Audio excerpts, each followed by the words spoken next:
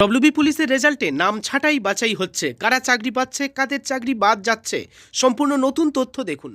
Hi friends, আপনারা দেখছেন বাংলায় সেরা ইউটিউব চ্যানেল। এই মুহূর্তে রাজ্য পুলিশের অফিসিয়াল ওয়েবসাইট থেকে অর্থাৎ ডব্লিউবিপিআরবির সাইট থেকেও একটি নোটিশ প্রকাশ করা হয়েছে এবং আমরা একটি তথ্য এই মুহূর্তে পাচ্ছি। বিশেষ কারণবশত কিছু প্রার্থীর নাম বাদ দেওয়া হচ্ছে রেজাল্টে এবং কিছু প্রার্থীর নাম যুক্ত করা হচ্ছে রেজাল্টে।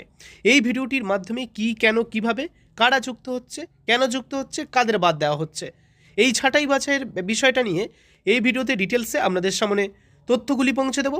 ভিডিওটি অবশ্যই লাইক করবেন, শেয়ার করে প্রত্যেককে জানাবেন।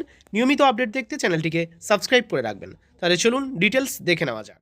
বন্ধুরা, আপনারা এই মুহূর্তে দেখতে পাচ্ছেন West Bengal police recruitment board থেকে একটি নোটিফিকেশান। দেখুন, এখানে লেখা আছে ডব্লিউবিপিআরবি। এই যে নোটিফিকেশানটা, এই নোটিফিকেশান অনুযায়ী আপনাদেরকে জানানো হচ্ছে, পূর্বে আপনাদের 18/12/2025 তারিখ থেকে 21/12/2025 তারিখ পর্যন্ত কাস্ট ক্যাটাগরি মডিফিকেশানের ক্ষেত্রে বা এডিটের ক্ষেত্রে একটি এডিট উইন্ডো চালু করা হয়েছিল।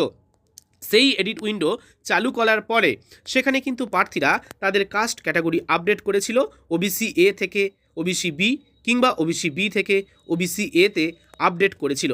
কিন্তু সেই আপডেট করার পরেও কিছু টেকনিক্যাল ইস্যুর কারণে সেটা কিন্তু ওয়েবসাইটে শো হয়নি বা বোর্ডের কাছে সেটা কিন্তু কোনোভাবে দৃশ্যমান হয়নি বা প্রতিফলিত হয়নি।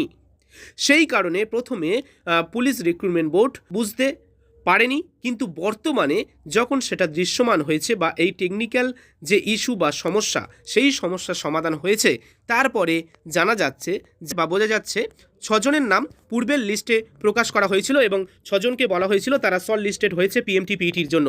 কিন্তু বর্তমানে জানা যাচ্ছে যে তারা অ্যাকচুয়াল শর্ট লিস্টেড হয়নি, তারা ফেল করেছে।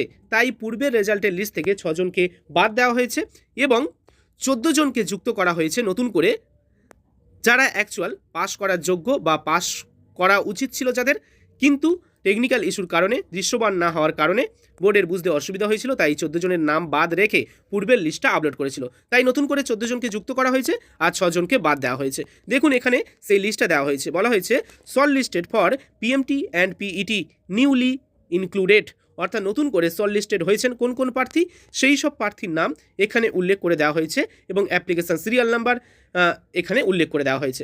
আর এবারে দেখুন, এখানে বলা হয়েছে কি, রিলিসাইড ফ্রম পিএমটি অ্যান্ড পিইটি, অর্থাৎ এই যে পূর্বের লিস্ট থেকে এই 6 জনকে বাদ দেওয়া হয়েছে, এদের নাম বাদ দেওয়া হয়েছে। এই 6 জনের নাম পূর্বের লিস্টে পাস হিসাবে ছিল, কিন্তু বর্তমানে এরা ফেল করেছে।